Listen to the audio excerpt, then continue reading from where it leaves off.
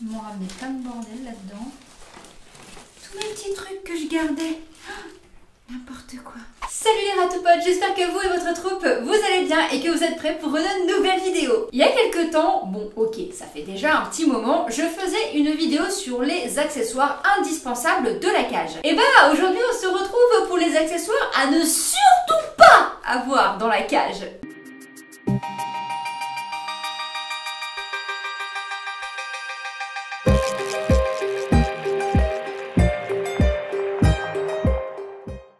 La cage des rats, c'est l'endroit où ils passent quand même le plus gros de leur temps. Il faut donc qu'ils soient évidemment bien installés et surtout dans un environnement adapté et sécurisé. Et pour qu'ils aient de bonnes conditions de vie, il faut non seulement leur apporter certaines choses en particulier, mais il faut aussi faire très attention à ce qu'on pourrait mettre dans la cage et qui au final n'est pas adapté, voire même parfois qui peut être dangereux. Très souvent, quand on débute dans le monde ratophile, on pense très sincèrement bien faire en prenant les conseils donnés par les vendeurs en animalerie. Après tout, c'est censé être leur métier, ils doivent normalement savoir de quoi ils parlent. Mais la plupart du temps, c'est malheureusement ce genre de conseils donnés par des spécialistes qui au final s'avèrent être inadaptés et dangereux. Les vendeurs sont là pour vendre, et même si beaucoup d'entre eux pensent sincèrement bien faire et qu'ils sont pleins de bonne volonté, malheureusement, la plupart du temps, ils ne connaissent absolument pas leur sujet, ils sont là pour vendre, pour être rentables, après tout, c'est leur boulot. Je reviendrai pas sur le sujet de prendre ou non en animalerie, je pense qu'au fil des vidéos, vous avez compris ma position là-dessus. Et ici, on va surtout parler de matériel. On va donc commencer par la base, la cage. Ça va, Tiltounette? Alors, vous étonnez pas si vous voyez Tilt avec une énorme plaie, c'est normal, elle a un très gros abcès. L'élément principal du maintien de la plupart des rongeurs, c'est la cage. Même s'ils n'en ont pas tous besoin, mais ça c'est un autre sujet. La cage est leur lieu de vie, là où ils mangent, là où ils dorment, là où ils jouent. Il est donc très important d'en avoir une qui est adaptée. Pour qu'elle soit adaptée, il faut qu'elle fasse au minimum 80 par 50 par 70 cm pour 2 à 3 rats. Et évidemment, si vous avez une troupe de plus de 3 rats, on adapte la cage en conséquence et on prend plus grand. La cage doit avoir au minimum 3 faces ouverte, donc avec des barreaux pour que l'air puisse circuler et que le rat ne s'intoxique pas avec sa propre odeur. Plus votre cage est enfermée, plus les odeurs sont enfermées, plus votre rat meurt à petit feu. C'est joyeux, hein? Il doit toujours y avoir un espace entre le sol et le bas de la cage pour éviter les courants d'air, pour éviter que le rat ne prenne froid et du coup tombe malade. Elle peut donc être posée sur un meuble, surélevée par des pieds qui sont déjà intégrés dans la cage ou tout simplement surélevé par quelque chose que vous trouvez. Les barreaux ne doivent pas être trop espacés pour éviter que ces petites boules de poils se fassent la malle. S'ils font plus de 2 cm, voire même 1,5 cm, je vous conseille de regrillager avec du grillage à poules à petite maille qu'on trouve en animalerie. Elle devrait être assez haute pour que les rats puissent grimper, que vous puissiez installer des dodos, des hamacs, des plateformes, des accessoires, bref, pour que vous puissiez aménager la cage. C'est donc avec toutes ces infos qu'on se rend compte que la plupart des cages vendues en animalerie sont pas vraiment adaptées. Du coup, on oublie les cages à lapins, à cochons d'Inde, à hamsters, les cages en plastique, les cages basses, les vivariums, les terrariums, les aquariums et même les cages avec moitié barreau, moitié bac en verre. Concernant les volières, c'est un peu différent. Certaines volières peuvent être adaptées si elles sont bien aménagées et surtout bien sécurisées avec des dodos anti-chute et des étages intermédiaires pour combler la hauteur. Il faudra aussi faire attention à ce qu'il y ait quand même une assez grande surface au sol parce que le rat a besoin aussi de bouger au sol. Il fait pas que monter et descendre toute la journée. Vous allez donc me dire, ok, on n'a pas le droit de prendre ça, ni ça, mais tu comprends quoi? Pour les cages, vous avez plein de modèles disponibles. La Zeno 2 ou la Zeno 3, la Savic Royal, la Royal 95, la Zodiac Echo, la Fury Tower, la Zolia Funzi, la Perfect, la Freddy 2, la Zolia Cornura, la Malo et plein d'autres. Évidemment, je peux pas toutes les citer parce que ça serait un petit peu trop long. Toutes ne sont pas forcément de même dimension ni au même prix. Certaines même, je suis pas sûre qu'on puisse encore les trouver. Ou alors peut-être d'occasion. Mais en tout cas, toutes ces marques-là sont totalement adaptées pour les rats. Évidemment, en termes de dimension, on fait attention au nombre de rats qu'on a dans la troupe. Et donc toutes celles-ci, vous pouvez tout simplement les trouver en animalerie en ligne, en animalerie physique ou tout simplement en seconde main. Pour un peu plus d'infos sur les cages avec un peu plus de détails, je vous laisse vous référer aux 2 vidéos que j'ai faites déjà juste là. Maintenant qu'on sait quel type de cage il faut et du coup lesquelles il ne faut pas, on va parler des litières interdites.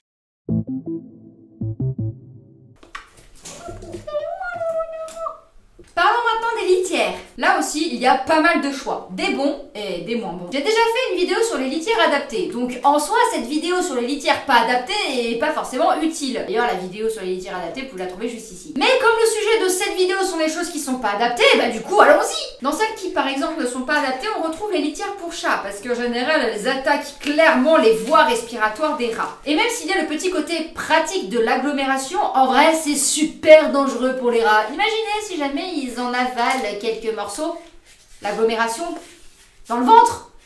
Imaginez le délire. Laisse mes touches tranquilles, tu fais les bêtises. On évite aussi tout ce qui est sable de bain, sable à chinchilla. Sur le même principe, ça reste du sable, c'est très poussiéreux. C'est très bien par exemple pour les chinchillas, pour les hamsters, mais pour les rats, pas du tout. Ils en ont absolument pas besoin pour faire leur toilette. Ils font très bien, comme ça, là, comme ce qu'ils sont en train de faire.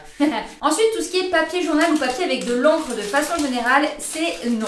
C'est vraiment à éviter. L'encre dégage vraiment des vapeurs toxiques qui attaquent clairement les voies respiratoires, les poumons, le nez, etc., des ratous, et ça peut très mal se terminer. Ça va, Tilt? Fait du bruit. Sur le principe, on peut se dire que c'est une très bonne idée. On recycle notre propre papier, nos courriers, nos brouillons, mais en fait, non, c'est pas une si bonne idée que ça, parce qu'au final, ça devient très dangereux pour eux. Donc, le papier journal ou avec de l'encre, on proscrit. On passe maintenant à la paille et au foin.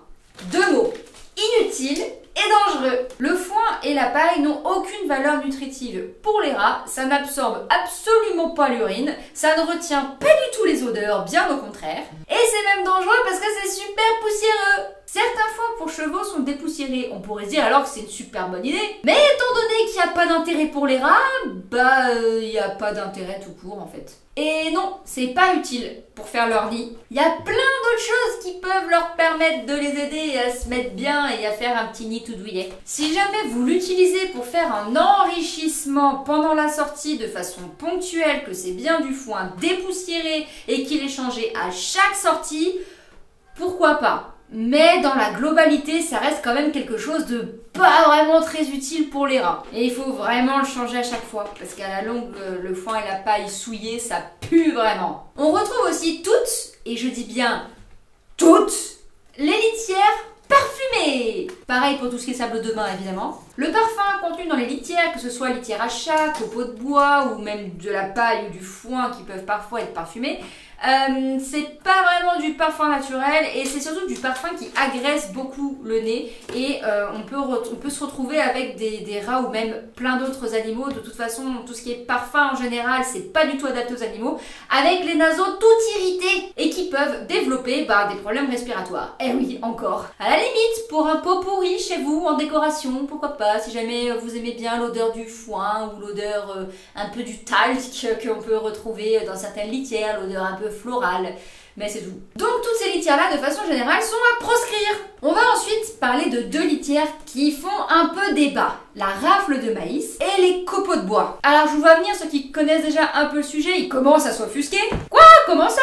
Les copeaux de bois, ils sont pas mis dans les litières à totalement proscrire? C'est inadmissible! Du calme! J'en parle dans 2 minutes. On va commencer d'abord par la rafle de maïs, qui est en fait ni conseillée, ni déconseillée. Disons que c'est une bonne litière, assez lourde donc elle n'est pas volatile, elle absorbe plutôt bien l'urine et les odeurs, elle est adaptée aux rats, mais...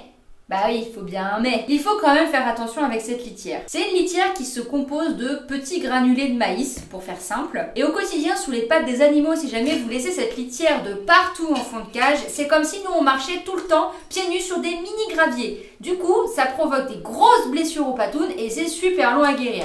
Du coup, si jamais vous voulez utiliser cette litière, c'est possible, mais seulement en bac d'angle. Donc, sur une petite surface et le reste de la cage, vous pouvez mettre soit une litière plus douce, soit des tapis de bain par exemple. On en vient ensuite aux copeaux de bois. Et cette litière fait tellement parler d'elle. J'aimerais faire un sujet complet sur les litières de copeaux de bois, dans vraiment une vidéo avec des recherches, etc. Parce que je trouve que c'est un sujet qui est quand même assez intéressant. Et le peu que j'ai lu, je trouve qu'il y a quand même pas mal de choses à dire. Aujourd'hui, j'en parle dans la vidéo des choses qui ne sont pas adaptées ou qui sont à éviter, simplement parce que si vous prenez les mauvais copeaux de bois, effectivement cette litière peut être dangereuse pour l'animal. La plupart des litières de copeaux de bois sont souvent très poussiéreuses et très souvent réalisées dans du bois de résineux. Le bois de résineux est totalement à proscrire chez les rats mais aussi chez tous les autres animaux. Pourquoi? On entend extrêmement souvent beaucoup sur les groupes de ratophiles que le bois de résineux au contact de l'urine dégage un gaz toxique appelé phénol et qui est mauvais pour les voies respiratoires. Cette phrase, je l'ai entendue des centaines de fois et je l'ai dite des dizaines de fois. Sauf qu'en fait, cette phrase, c'est un merveilleux raccourci, c'est-à-dire qu'elle est ni vraie ni fausse. En réalité, c'est le bois de résineux en lui-même qui dégage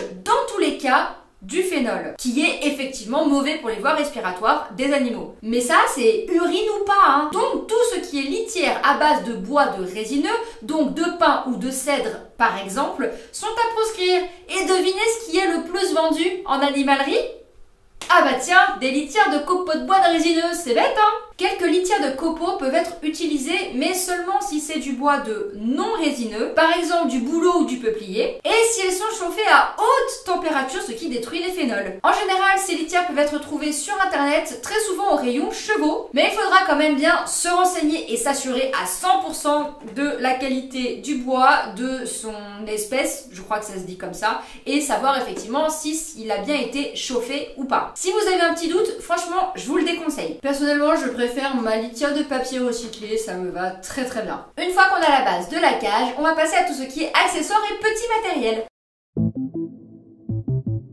L'un des principaux trucs à bannir chez les rats en termes d'accessoires, c'est tout ce qui est en bois. Alors oui, le bois, c'est génial, on coupe comme on veut, on peut assembler facilement, on en trouve un peu partout, on peut le vernir, on peut le peindre, bref, on peut tout customiser. Sauf que, comme pour les litières, très souvent, le bois utilisé, c'est du bois de résineux. Et on en revient au même problème, du phénol, les voies respiratoires, tout ça, tout ça. Un truc aussi auquel j'avais pas forcément pensé jusque-là, et que j'ai pensé en écrivant ce texte, c'est que très souvent, pour assembler le bois, on a besoin de clous, d'agrafes ou de colle. Quand on sait que ces petits trucs-là arrêtent pas de tout grignoter, si jamais ils tombent sur de la colle, sur des clous, sur des agrafes, perso ça me rebute un peu hein. En plus de ça, les rats font pipi partout.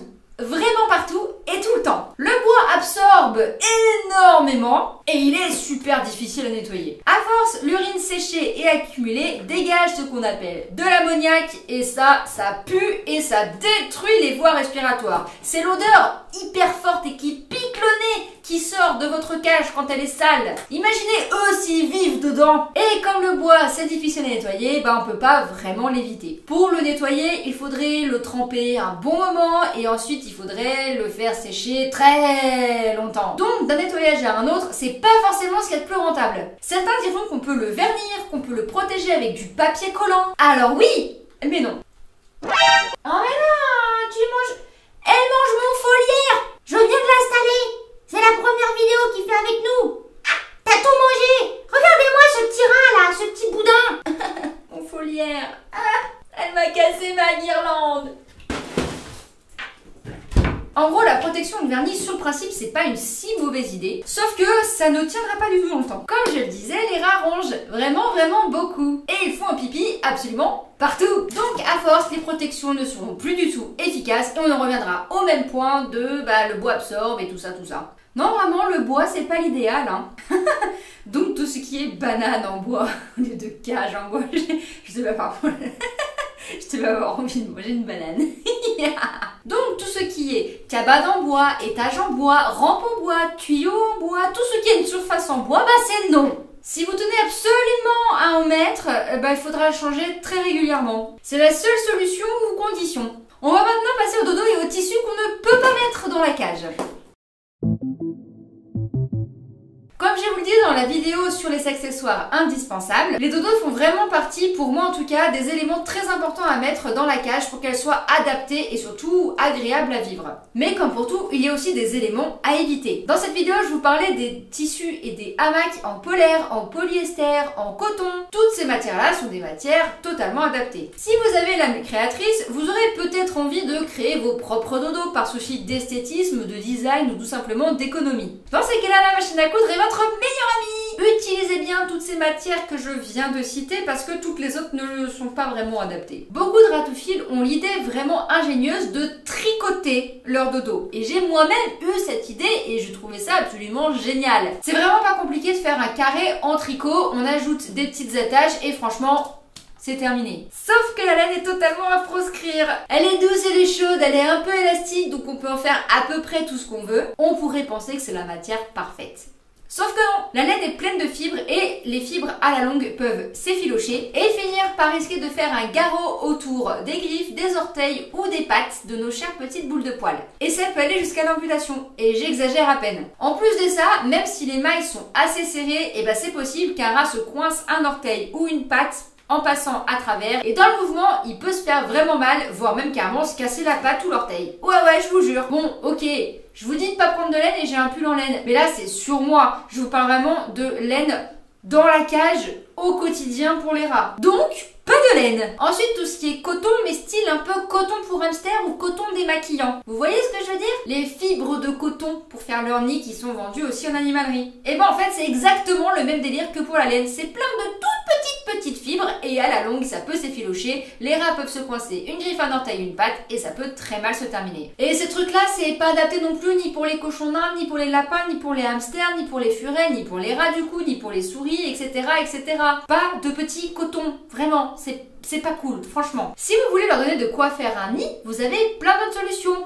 Du papier toilette, du sopalin, des mouchoirs, tout ça sans odeur et sans encre, ou tout simplement des chutes de tissu adaptées dont je vous ai parlé un peu plus tôt. Il faut aussi faire attention à la composition des dodos achetés, que ce soit en animalerie, sur internet ou même chez des créateurs. Très souvent, pour que le dodo tienne droit, soit joli, exactement comme ce genre de dodo là, il y a une couche supplémentaire entre les deux tissus que l'on voit de l'extérieur. En général, c'est de la watine ou de la mousse assez fine. Et là, c'est exactement le cas. Et malheureusement, c'est pas forcément adapté non plus. La watine a exactement les mêmes propriétés que la laine ou le coton. Ça s'effiloche, ça peut se coincer, ça peut faire mal. La mousse, elle, c'est surtout en termes d'ingestion.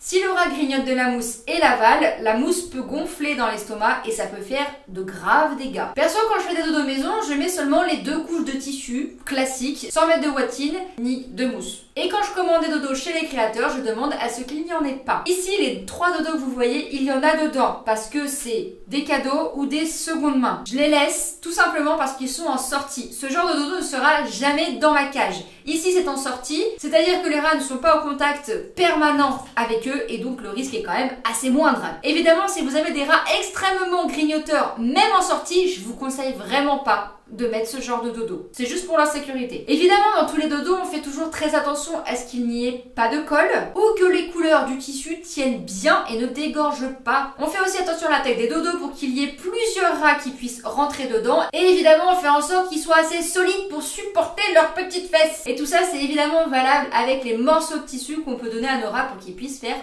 leur nid. On va finir avec des accessoires optionnels qui sont en réalité un peu à éviter.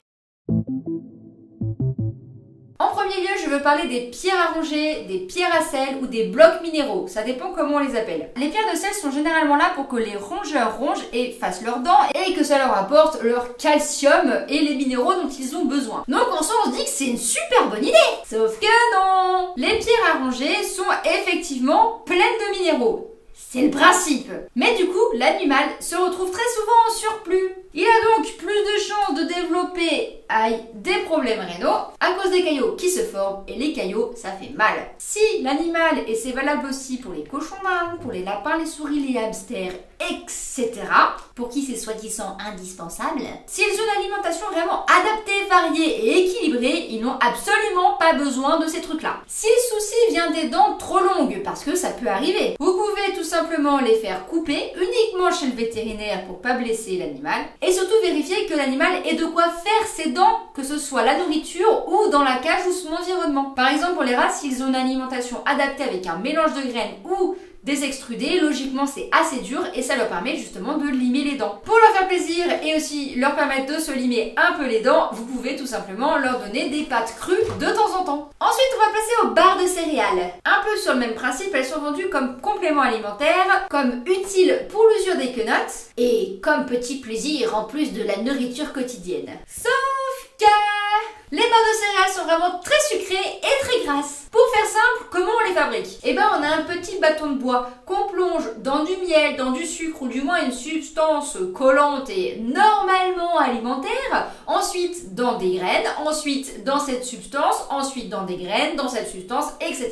jusqu'à avoir la barre de céréales qu'on connaît. Donc en fait, c'est juste un mélange de graines qui est souvent très gras, très sucré à cause de la substance collante et malheureusement assez souvent pas vraiment adapté. Je pense par exemple aux lapins ou aux cochons d'Inde qui sont logiquement herbivores stricts et en fait leurs bâtons de céréales sont vendus avec des céréales. Les céréales c'est pas des végétaux. Enfin, du moins, c'est pas de l'herbe, quoi. Vous voyez ce que je veux dire? Éventuellement, pour les rats en tout cas, un petit plaisir de temps en temps. On met la barre de céréales, on les laisse grignoter quelques minutes et ensuite on leur enlève et on leur donne vraiment de façon ponctuelle. Une alimentation saine, adaptée et équilibrée leur suffit pour leur bon développement. Après la bouffe, on va parler de la roue. Tin, tin, tin, tin. Ouais, je sais pas, petit kiff. La roue, c'est un grand débat. Sur le principe, la roue n'est pas vraiment recommandée chez les rats car elle est souvent très petite et dangereuse. Énormément de rats se sont retrouvés dans de sales états à force d'utiliser des roues pas adaptées, des problèmes de dos, des problèmes de queue et parfois même carrément des pattes cassées. En plus, si le rat n'a pas été habitué depuis petit, en général, il en a un petit peu rien à faire. Et si vous offrez des sorties quotidiennes et conséquentes, la roue est pas forcément utile. Ça peut être un petit plus, mais voilà, c'est pas l'élément principal de la cage. Si vraiment vous souhaitez offrir une roue à vos rats, c'est tout à fait possible. Mais il y a certaines conditions à respecter à la lettre. Il faut qu'elle fasse minimum 33 cm pour que le rat puisse tenir entièrement et droit et pour éviter les problèmes de dos et de queue. Il faut impérativement une roue pleine, surtout pas de roue à barreaux, pas de roue avec les tout petits trous à l'intérieur, c'est extrêmement dangereux. C'est à ce moment-là qu'il y a un orteil qui peut se coincer, qu'il y a une patte qui peut se coincer et ça peut vraiment faire de très gros dégâts. Si possible, plutôt en plastique parce que le bois sait absorber l'urine. Oui, ils font pipi même en courant, ça doit être un super pouvoir ou quelque chose comme ça. Une roue sur pied ou accrochée à la cage mais assez basse. Si jamais il y a chute comme ça, il chute pas de trop haut. Vous avez aussi possibilité d'avoir des roues plates, à peu près dans les mêmes dimensions. Personnellement, j'en avais une et en fait, les rats se sont jamais intéressés. Voilà, je pense avoir fait le tour des accessoires à bannir dans la cage. Certains sont pas vraiment à bannir, mais disons qu'ils sont à utiliser avec parcimonie, avec précaution et en respectant certaines conditions. Mais comme ils sont pas indispensables, j'ai préféré les mettre dans cette vidéo. N'hésitez pas à me dire en commentaire si pour vous il y a aussi d'autres styles d'accessoires totalement à bannir et à donner des idées pour des prochaines vidéos si jamais vous en avez. J'espère que la vidéo vous a plu, qu'elle vous aura appris des choses. J'ai hâte de faire la vidéo sur le bois de façon générale parce que je trouve que c'est vachement intéressant. Et comme d'habitude, n'hésitez pas à laisser un j'aime, un commentaire et à partager si le cœur vous en dit. Et surtout vous abonner en activant la petite cloche pour ne plus manquer aucune des vidéos. Je suis aussi sur Insta, sur Facebook, sur TikTok. N'hésitez surtout pas à me suivre. Merci à tous d'avoir regardé la vidéo. Je vous dis à la prochaine. Salut les rats tout potes. Bisous. C'est toujours Kimlo qui fait un bisou à la fin. Les barreaux ne doivent pas être trop espacés pour éviter des fuites. Et les barreaux ne doivent pas être trop espacés pour éviter que ces petites bouts de boue. Elle devra évidemment être... Ouf. Ça va le loot? Il n'y retombe pas. J'essaie de t'aider. Je sais pas si c'est la meilleure des idées, Tiltounette, de passer par là quand même. Hein. Donc ce que je vais faire, c'est que je vais t'embêter. Je vais te retirer. Hop là. Et tu vas aller là, c'est va être mieux. Voilà. Et tilt. Comment elle s'appelle? Senko. Merci. Mais t'es encore bloqué là, toi. C'est pas le meilleur endroit pour toi, en fait. Je préfère que t'ailles là, vraiment. Il y a un ratou sous mes fesses. C'est quoi ce ratou sous mes fesses? C'est qui? Oh, c'est les foins ou la paille n'ont aucune nutritive. T'es têtu un peu, hein. C'est la seule solution. Non, pas mon micro, va-t'en. C'est vraiment pas compliqué de faire un carré.